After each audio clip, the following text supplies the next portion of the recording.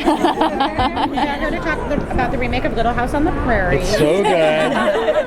But it's in a fake prairie, and it's a crossover with Westworld. It's amazing. It does seem like it's just perfect for setting up conflict and human drama and like existential crises. So, like, is that really exciting to you to like address? Yeah, I think it's exciting to be part of a project that you're like actually stoked about instead of trying to force enthusiasm, you know, which I know that sounds really brutal, but like I think that when I read the script from the get-go, I was so intrigued by the issues that were being addressed and how technology is affecting our humanity, you know. Very kind of like Black Mirror style, but in a more realistic way. Isn't it funny? I can feel the vibration. It's you. Okay. See the human. There's all this technology, and I was like, someone's phone is ringing. Art, life, art. For me, I mean, there's that, and then also since a major component of it is sibling rivalry. And also, you know, I played John Slattery's brother, Ted LeBlanc, and I was the CFO, and then I became the CEO of the organization.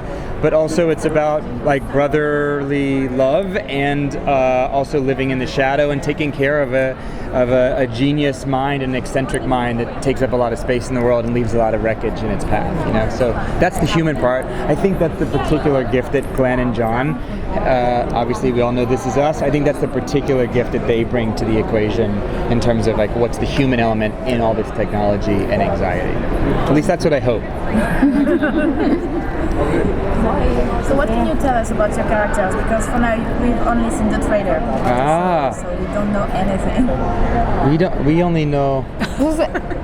Like, we also don't know how much we're allowed to say and how much we're not allowed to say, which is like the thing. But I play an FBI data analyst, so Fernando, who's just here, plays my boss, and then John Slattery's character works with Fernando, so in turn is working with us, and stuff happens. ... Yeah. Are you all on the same side? The truth is we don't know. I mean, I think we're all on the same side by the end of the pilot, which you haven't seen and you could see. Like, I think we're at the end of the pilot, we're all on the same side of realizing we have to deal with NEXT, that this AI has gotten released into the world and we didn't know that was happening, and so what are we going to do? And what those compromises are. Obviously, as in the pilot, I forced him out of the organization because of a number of things. Is he having a mental breakdown? Is he compromising our business by saying that technology is going to destroy us? So do I have to push him out? Or I say something in the pilot about having to push him out, like the board required that I get rid of him. But also, I want the business to thrive. So it's like a question. I think we'll find out later how much. But other than that, I don't really know. I mean, I think the villain is NEXT is the thing, and the capacity for the AI to do things that nobody had imagined that it could do, that seem more human-like, is probably the scariest element. At the end of the pilot, it tells the little boy, you know. Are we allowed to say? What is it's out there. It's out. Yeah, he tells him. Yeah. Oh. Is it? Basically, it's in the trailer. The AI. But at that point, it's called Eliza, and Eliza has a brother called NEXT. But Eliza starts telling tell him to do things, and all the adults, of course, think like he's imagining it. He's got an overactive imagination, but Eliza's just very smart and doesn't talk when the parents are in the room. Have neither of you had creepy experiences with technology? I definitely have. I mean, It's intriguing how exponentially faster we could look at something on our phone right now and immediately every platform that we have anything, if you belong to Facebook or Instagram, it's all gets there. I mean, before that was as efficient as it was. We used to do a thing with friends where we would all put our phones on the table, and so we all wouldn't talk at dinner. We wouldn't look at our phones. And we started talking about a very specific brand of ice cream and a specific flavor of ice cream. And we were just talking about it and laughing about it and the packaging of the branding and how we reused the packaging. And it was Talenti. And, we all use it. It's what good. Flavor? We're concerned about the environment. We all put our nuts in there. Anyway, so, and then the next day I was immediately that brand, that flavor was advertised to me, and I wasn't doing a What search. flavor? It was mint chip. Ooh. Nice. Also toasted. The hazelnut. The toast. But now this is not a brand. Now Talenti's doing a thing where you can buy a 3-tier, like there's like a cake and a nut and an ice cream, and you. Okay, that sounds. I don't buy that. Well, that sounds Anyway, amazing. so I'm it vegan, but immediately, the idea that we had been talking and we hadn't done a search and my phone was on and then I was getting advertised that way, that scared me, but it doesn't, I think there's I read a thing, Eve reads everything and she retains it, but I heard something recently that humans are instinctually wanting to believe that people are doing good. It's harder for us, even though we obviously are suspicious of corporations, governments, leaders, we also have, inherently we want to think like, but nobody would do that, because that's just too wrong. And I think it's, AIs and computers don't think that way. And so sometimes we've all had situations where we've learned that the best decision is to do something that's going to take more time and is going to be a compromise so that something good can happen to somebody else, but that's like an ethical thinking for devices that don't think of ethical, they just think of facts. So it's also not. I don't think it's not that AI thinks in facts, but it's kind of like, okay, so for example, you know how they're like, are you a robot? And it makes us choose choose the staircase. So that's actually teaching AI what a staircase looks like, and it's getting that knowledge, but we don't understand how it knows that. So we haven't figured out, like the system that beat the first human or the first system that beat a human in chess, it got all the information, but then the way in which it ended up beating the human, we don't understand how it did it. It required like strategy and creativity that we didn't insert into it. So it's in terms of like, you know how like we can't teach a dog physics, not because like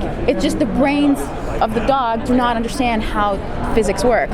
So our brains don't understand the way AI works, and I don't know why I brought this up. Oh, in terms of like you saying that it's like that it doesn't have, like AI is not. It doesn't have morality. Yeah, but it's not that it doesn't have. It's like maybe it's just like morality exists, but in a completely different way in which we don't understand yet, or maybe never will, because we are the dogs to its human.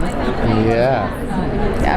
And this isn't being, just so I'm clear, it's not being programmed by somebody and like taking on his morality and his. No, it's consciousness. It's gaining consciousness. Yeah. Like John made it. John's character created it, and then right away, the opening monologue, basically he realized that in creating it, he was creating a thing that was going to be able to feed and regrowth faster than the human brain, and therefore would supersede human brain. So he wanted to shut it down, and he thought he did shut it down, and then we discovered that he didn't shut it down.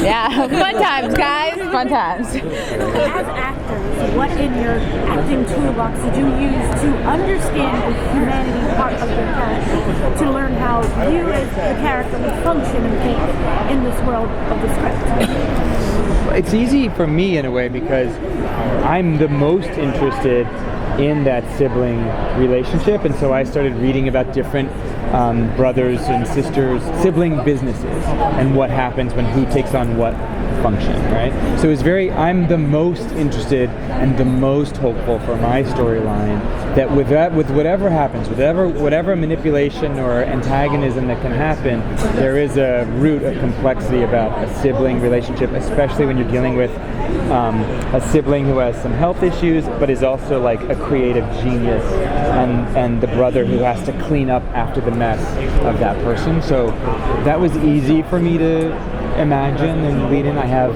a brother who's older, I have stepbrothers and stepsisters, and so that was easy for me to step into.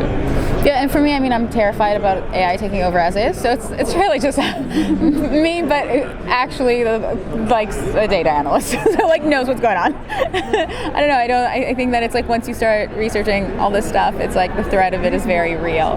Oh man, I sound like such a conspiracy theorist. I know. It's not. Because it's not. The hard part is it's not. It's like Bill Gates, Elon Musk, like these guys who are very much involved in this industry are have talked about this, and like it's how we might Anyway, just like it's the way in which like nuclear weapons were created, and it wasn't supposed to be as dangerous as it was, but now it's been created and it's too late to take it back. It's the same thing with once AI gains consciousness, we will be past the point of turning back. It will be like, oops, can we delete this? You won't be able to. So I think about that, and that's that. What's going to happen is, second season is an AI named Marie Kondo. She comes in and she just holds different computer programs and she's like, this does not bring joy. And she like deletes it. That's what I'm gonna go tell me. Guys, we got a pitch. We got a pitch out of this. Yes. As a sci-fi nerd, I've always been interested in AI. When were you first introduced to AI? I think when I first thought of AI, I thought of, the big movies that I was seeing. But then when I realized, and I saw, robotic things, but when I started realizing the connection of decisions I had made, innocuous decisions, food I ate, and then I was getting advertised to, where I was going, and I was getting sent those things. That's when I really thought, oh wow, this is bigger than me, and that's frightening. But do you have like a specific? You were in Canada. And I am Canadian. So and it was like, sorry. Sorry. But like really, like it was like an automatic voice. Sorry. No, in terms of like AI, I don't know if there was like, I mean, we all saw Terminator, right? Is like, does that count as AI and being terrifying? I mean, I remember, yeah, that was, and honestly, like, yeah, Stanley Kubrick's 2001, like, Hal, is that, like, yeah, like, I think he says sorry. Does he say sorry? In Hal, maybe. Yeah, I think so, and it's like, it's that, yeah, well, that's, yeah, and like, in terms of, like, it's so cold, and it's so disconnected, and I think that's what makes it such a terrifying villain, because there's just this, it's something that you can't rationalize with, and you can't play on, like, you can't play on to humanity. There's been so many stories when you have, like, a good guy and a bad guy, and then the good guy's like, but think of your dad, and it's like, and bad guy's like, oh my god, my dad, and all of a sudden there's a reconciliation. I just realized, but the AI doesn't have a dad. We are War Games 2020. Did you ever see War Games with Matthew Butler? Sorry. That's War Games. They beat the computer. I don't know if we're going to win. I don't know. Okay, whatever he said, but War Games. It also reminded me of Succession when you were talking about Oh, yeah. But I love Succession. Those are scary. There's a lot of people who watch Succession who just think it's like they are still aspiring to be wealthy like that. They don't see the humor, the super razor slice humor that they're putting on the whole thing. Yeah. That is frightening to me. They are really frightening, that crew. That is what's frightening. Yes. All right. I'll take my chances Thank with you. AI. Thank you so much. It was great talking to you. Thank you.